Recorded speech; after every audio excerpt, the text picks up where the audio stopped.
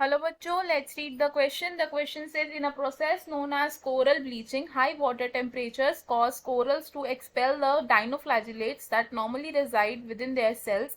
How might coral bleaching affect coral reefs? हमें बोला गया है कि कोरल ब्लीचिंग क्या होता है कि जब हाई वाटर टेम्परेचर की वजह से कोरल्स क्या करते हैं, डायनोफ्लैजिलेट्स को बाहर निकाल देते हैं और ये डायनोफ्लैजिलेट्स कॉमनली कहाँ रहते हैं, इन द कोरल सेल्स। हमें ये पूछा है कि कोरल ब्लीचिंग कैसे अफेक्ट करती है कोरल रीफ्स को। तो सबसे पहले क्या करेंगे, इस क्वेश्चन में हम की कॉन्सेप्ट देख लेंगे। इस क्वेश्चन में हमारा की कॉन्सेप्ट होगा कोरल रीफ्स। कोरल रीफ क्या होता है, सबसे पहले तो कोरल रीफ होते हैं कॉलोनीज, जैसे कि छोटे छोटे क्रिएचर्स फॉर्म करते हैं इन द ओशंस। तो हम इसे कैसे लिख सकते हैं, these are the colonies formed by small organisms in oceans. अब कोरल रीफ से क्या होता है, कोरल ब्लीचिंग होती है। कोरल ब्लीचिंग क्या होता है, अब कोरल ब्लीचिंग एक ऐसा फिनोमिना है जो कि ट्रिगर होता है हाई पॉल्यूशन या फिर हाई हीट की वजह से। तो हम इसे लिख सकते हैं ट्रिगर्ड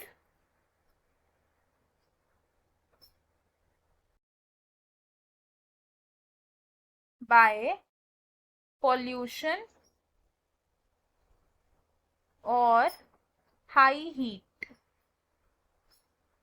तो जब पॉल्यूशन या फिर हीट ज्यादा हो जाती है तो क्या होता है कि ये जो कोरल रीफ्स हैं ये क्या करते हैं, डाइनोफ्लैजिलेट्स को बाहर फेंकना शुरू कर देते हैं। जिसे हम कहते हैं कि उन्हें एक्सपेल आउट करना शुरू कर देते हैं। तो हम कैसे लिखेंगे, डाइनोफ्लैजिलेट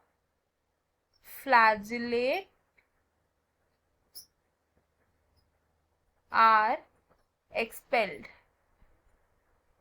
डाइनोफ्लैजिलेट्स को बाहर निकालना शुरू कर दिया। अब जब डाइनोफ्लैजिलेट्स बाहर निकलना शुरू हो जाएंगे तो हम इस प्रोसेस को क्या कहते हैं, इसे हम कहते हैं कोरल ब्लीचिंग। अब ये जो कोरल ब्लीचिंग है ये एक थ्रेट टू एनवायरमेंट है। Threat to environment. Threat to environment क्यों है कोरल ब्लीचिंग, क्योंकि जो डाइनोफ्लैजिलेट्स होते हैं जब तक वो कोरल रीफ्स के अंदर रहते हैं वो क्या करते हैं, एनर्जी प्रोवाइड करते हैं उन्हें। तो हम इसे लिखेंगे dinoflagellates provide energy to corals. अब जब डाइनोफ्लैजिलेट्स ही बाहर निकल गए तो उसकी वजह से क्या होगा, एनर्जी नहीं रहेगी, नो एनर्जी।